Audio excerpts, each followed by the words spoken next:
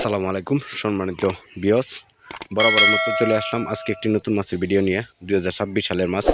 আপনারা যারা ট্যাংরা মাছ এবং গুলশা মাছ খুঁজতেছেন অবশ্যই আমাদের সাথে যোগাযোগ করবেন, কেননা এই 2026 সালের ট্যাংরা মাছের পোনা এবং গুলশা মাছের পোনা আমাদের কাছে অলরেডি আমরা উৎপাদন করছি। আপনারা চাইলে আমাদের কাছ থেকে যে কোনো সাইজের যে কোনো পোনায় নিতে পারবেন। 2026 সালের গুলশা মাছের পোনা দেখেন আমরা মাপতাছি, মাইপে হাউজে উঠাইতেছি। আপনারা চাইলে নিতে পারবেন, আমাদের পর্যাপ্ত পরিমাণ পোনা আছে গুলশা মাছের পোনা।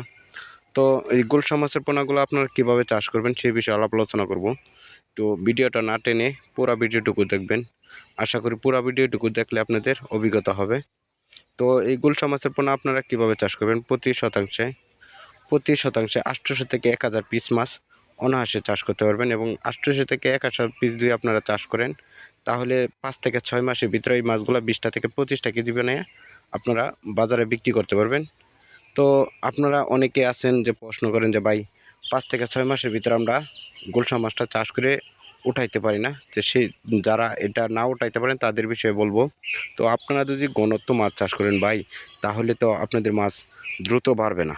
তো দ্রুত আপনারা যদি আপনারা চাষ উঠাইতে চান তাহলে আপনাদের কি করতে হবে, সর্বপ্রথম আপনাদের জানতে হবে যে প্রতি শতাংশে কত পিস মাছ চাষ করা যায় এবং কত পিস মাছ চাষ করে এবং কত পিস মাছের কয় কেজি মাছ হয় এবং কয় কেজি মাছের কত কেজি খাবার দিতে হয় সে বিষয়ে আপনাদের জানতে হবে।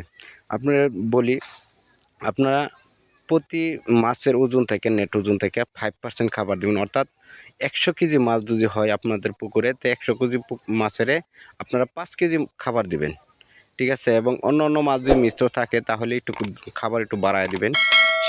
সেভাবে আপনারা চাষ করবেন। তো আজকে এই পর্যন্তই। আল্লাহ হাফেজ।